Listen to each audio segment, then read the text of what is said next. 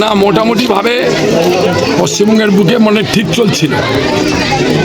তার মধ্যে মেপিং যেগুলো ভোট নেয় তাদের হেয়ারিং হতো, বাবার নামের সাথে 2002 সালে মিলছে না। আমরা আজকে শুনতে পেয়েছি যে নতুন একটা নোটিফিকেশান হচ্ছে যেখানে বাবার টাইটেলের নামের সাথে মিলানো হচ্ছে, তাহলে তাদেরকে হেয়ারিংয়ে ফেলে দেওয়া হবে। তো মুসলিম সমাজের মধ্যে তো হেয়ারিং টাইটেলটা সেভাবে যুক্ত করা নয়। যেন আমাদের হিন্দু সম্প্রদায়ের মধ্যে কেউ ব্যানার্জি, কেউ চ্যাটার্জি, কেউ মণ্ডল, কেউ সরকার, তো ফ্যামিলিও তাই। আমাদের মধ্যে কেউ মোহাম্মদ লিখছে বাপ, ছেলে আহমদ লিখছে, বাবা শেখ লিখছেন, ছেলে বক্সি লিখছে, এইরকম আমাদের মধ্যে ভাগ করা আছে। এইটাকে বুদ্ধি করে ইচ্ছাকৃতভাবে এটা যদি কেন্দ্রীয় সরকার করে তাহলে আমাদের নামটা বেশিরভাগ মুসলিম সমাজের নামটা বাদ পড়ে যাবে, হিয়ারিংয়ে তারা মিলাতেই পারবে না। এরকম চক্রান্ত হতে পারে, আমরা আতঙ্কিত আছি, আশঙ্কা প্রকাশ করছি। বলে সবাইকে তাদের ডকুমেন্ট রেডি রাখার জন্য বলেছি।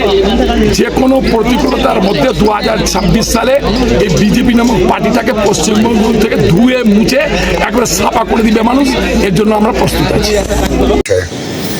আজকে রহিম বক্সি, তৃণমূল কংগ্রেসের সভাপতি মালদা জেলার রহিম বক্সি, উনি বলেছেন যে বেশিরভাগই মুসলিমদের নাম বাদ যাবে, কারণ হচ্ছে এসআইআরে তাদের বাবার সাথে যে ছেলেদের নামের তাদের বেশিরভাগ ক্ষেত্রেই যেহেতু সারনেম আলাদা থাকে তার জন্য, এবং তারপরে তাদের নাকি বেশিরভাগ মুসলিমদেরকে ডিটেনশন ক্যাম্পে পাঠিয়ে দেবে বিজেপি। প্রথম কথা বলি, রহিম বক্সি সাহেব একজন, আমার মনে হয় না যে শিক্ষিত মানুষ, কারণ শিক্ষা যদি ওনার থাকতো তাহলে এই ভাষা বলতেন না। কোনো রাজনৈতিক দল এবং ইলেকশন কমিশন সেই দুটো এক বিষয় নয়। রাজনৈতিক দলের সাথে ইলেকশন কমিশনকে তিনি গুলিয়ে ফেলছেন।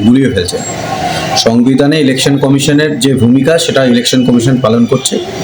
ভারতীয় জনতা পার্টি রাজনৈতিক দল হয়ে এসআইআরে বিএলওদের সাথে ভারতীয় জনতা পার্টির বিএলএরা কীভাবে কাজ করছে সেটা আমরা তদারকি করছি। আজকে তৃণমূল কংগ্রেস ভয় পেয়েছে।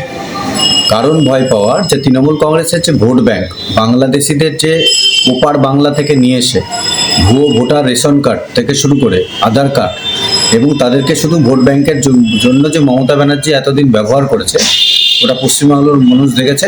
এসআইআর চালু হতে হতেই ব্যাগ কাঁধে নিয়ে আর বস্তা কাঁধে নিয়ে বাংলাদেশের তার কাটার সামনে কারা দাঁড়িয়েছিল।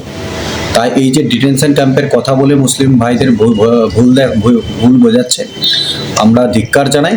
রাষ্ট্রবাদী মুসলিমদের বলবো এবং ভারতীয় মুসলিমদের ভয় পাওয়ার কোনো বিষয় নাই। রহিম বক্সি সাহেবদের মতো যারা তৃণমূল কংগ্রেসের সাকরেতরা, তাদের কাজই দিয়েছে মমতা ব্যানার্জি, যে শুধু তাদেরকে মুসলিমদেরকে ভুল বোঝাও। শুধুমাত্র রোহিঙ্গা যারা বাইরে থেকে এসেছে তাদেরই ভয়ের কারণ আছে এবং তাদেরকে যেতেই হবে। মমতা বন্দ্যোপাধ্যায় কেন, কেউ আটকাতে পারবে না। ভারতীয় জনতা পার্টি সার্বিকভাবে নজর রাখছে যে ভুয়ো ভোটার এবং বাংলাদেশি ভোটারদের কোনো মতেই ভারতীয় জনতা পার্টি এখানে থাকতে দেবে না।